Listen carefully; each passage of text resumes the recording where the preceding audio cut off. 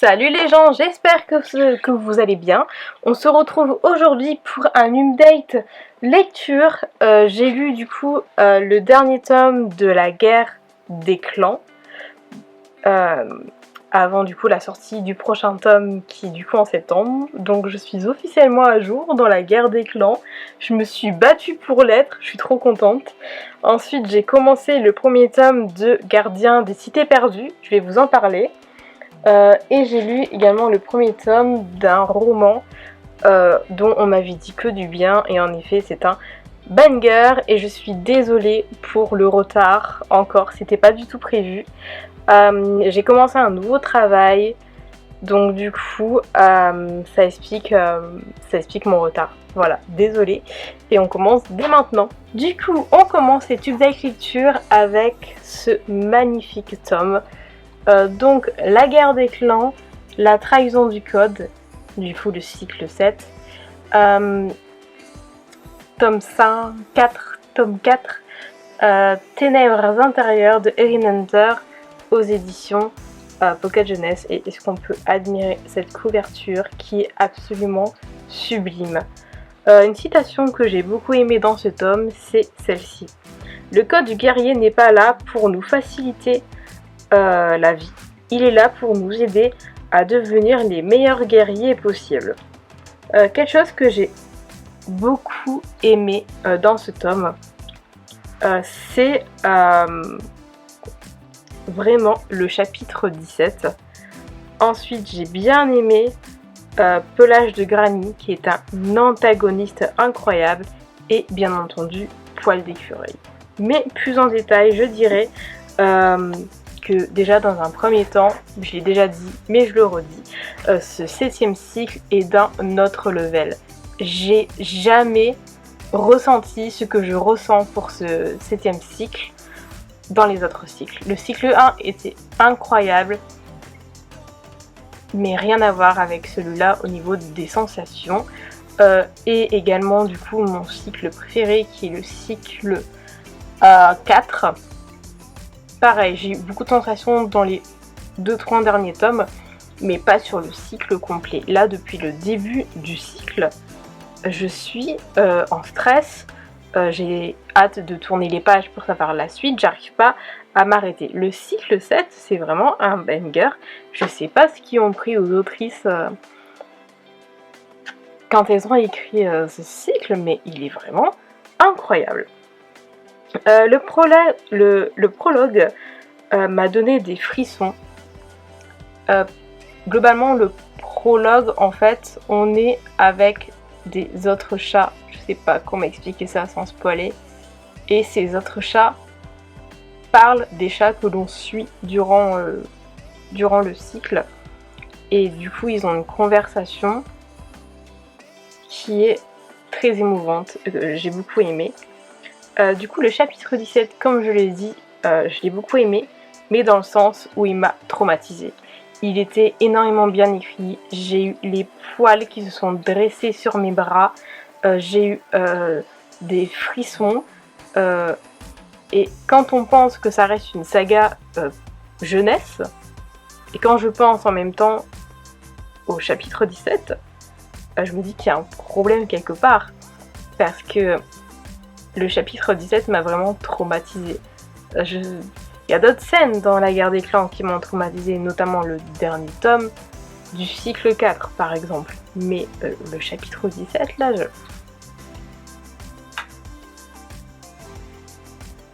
il est incroyable ce chapitre, mais j'ai été traumatisée.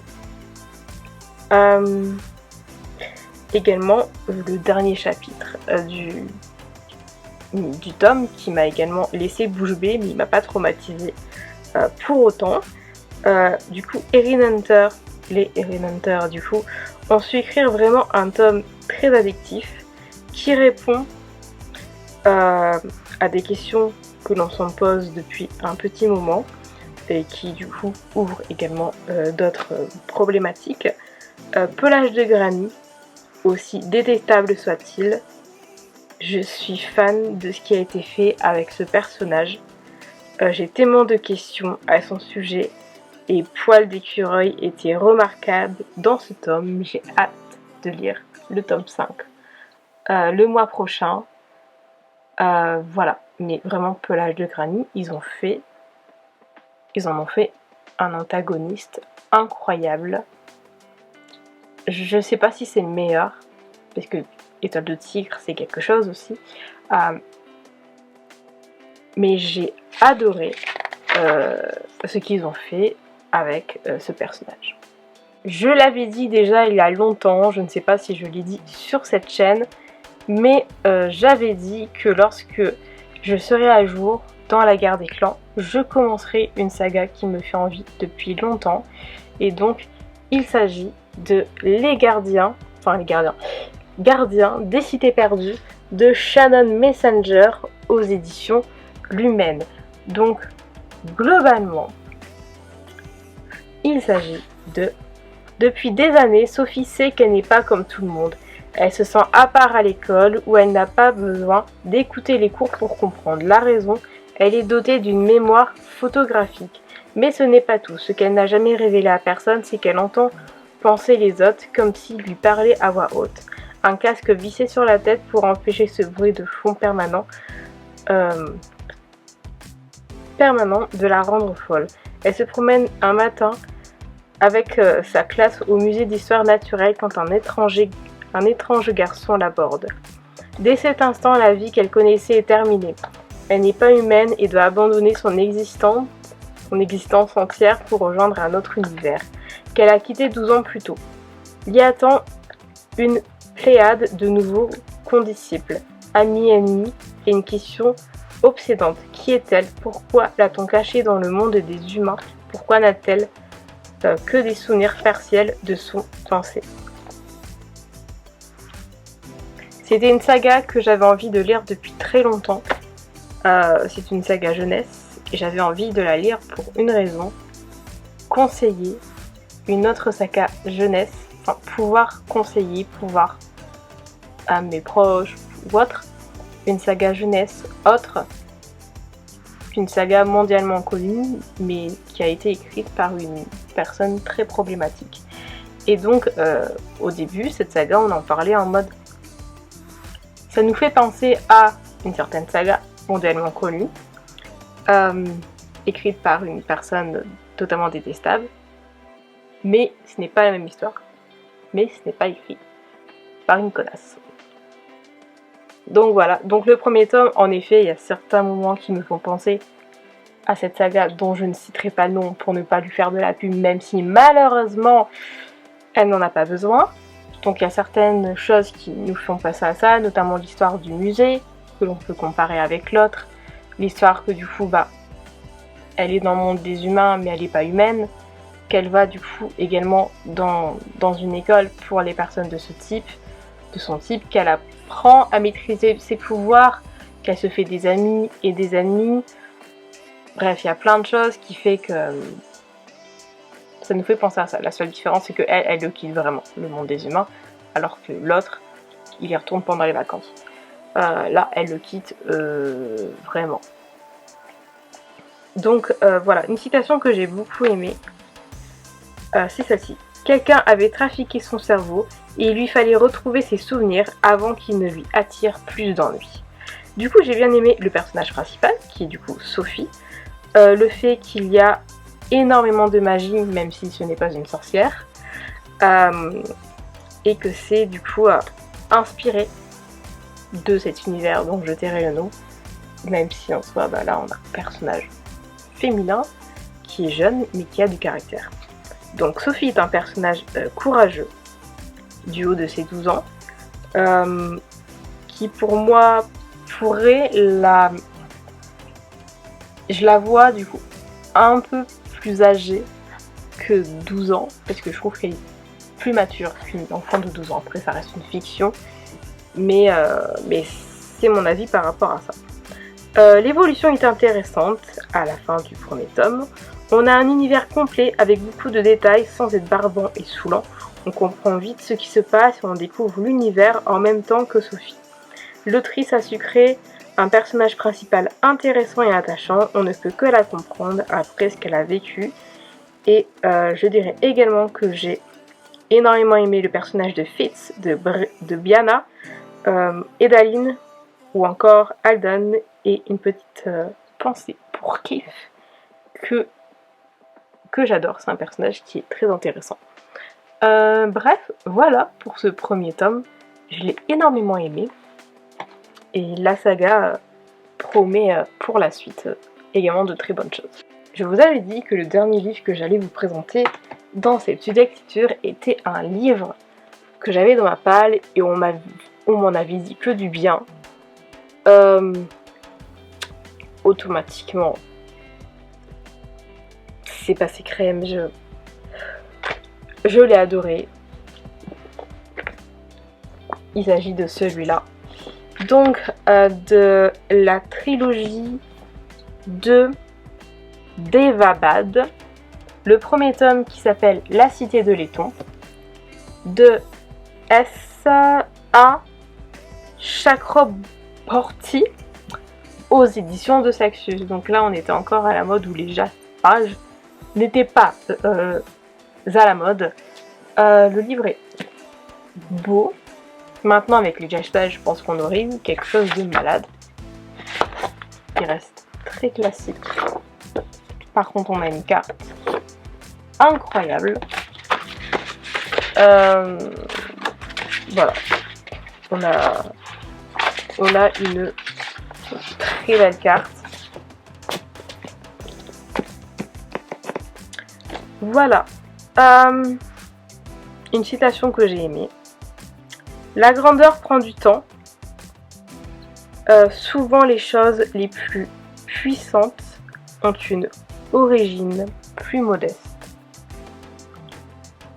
Je vais vous lire tout de même la 4e de couverture. Donc, dans les rues du Caire, Nahari est une jeune arnaqueuse au talent inégalé. Lecture de la main, exorcisme et un mystérieux don de guérison.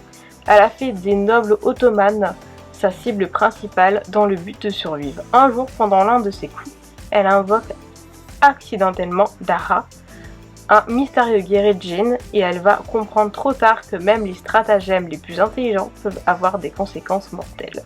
Forcés de fuir le Caire, Dara et Nahari voyagent ensemble à travers des sables chauds et balayés par le vent, grouillant de créatures de feu et de rivières où dorment les mythiques Marids.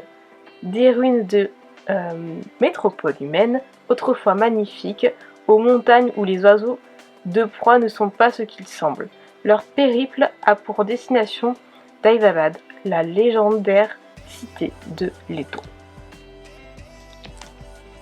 Ce que je peux dire, c'est que c'est une histoire qui parle d'islam et d'une culture qui n'est pas la mienne, et donc ça ne pouvait que me plaire, puisque pour les personnes qui ne le savent pas, je cherche de plus en plus d'histoires, pas forcément de la fantasy, mais en tout cas de la fiction, qui ont du coup ce genre de culture, ou tout simplement où la religion de l'islam, par exemple, est présente, parce que je cherche des choses différentes que ce qu'on a malheureusement l'habitude de lire partout. Donc voilà, et là c'était clairement ce que je cherchais, ça correspondait à 100% à ce que je cherchais, du coup ça ne pouvait que me plaire. Les notes de bas de page traduisent l'arabe, expliquant la religion étaient fascinantes, très intéressantes, trop bien. C'est un vrai pavé. On a des montagnes de détails, beaucoup d'explications, de descriptions, des chapitres écrits avec Ali puis avec Nahari afin de connaître mieux les deux personnages. Nahari est un personnage très intéressant, j'en suis fan, elle est particulièrement touchante. J'ai bien aimé les autres aussi, mais moins qu'elle. Mais oui, on a du coup des notes de bas de page. Est-ce que je vais en trouver, par exemple, juste là. On a un joli glossaire aussi à la fin, avec toutes les explications nécessaires pour comprendre l'univers. Voilà, bref, c'était super intéressant. Je vais commander le tome 2 pour le lire le mois prochain, ou le mois d'après, je ne sais plus. Mais j'ai trop aimé et je vous incite vraiment à lire ce bouquin, il est incroyable. Cette vidéo est maintenant terminée, j'espère qu'elle vous aura plu. N'hésitez pas à vous abonner à la chaîne si ce n'est pas encore fait, à liker la vidéo, à la commenter, à la partager, à me suivre sur les réseaux sociaux. Toutes les informations dont vous avez besoin sont en barre d'informations et on se dit à très bientôt pour de nouvelles vidéos. Ciao!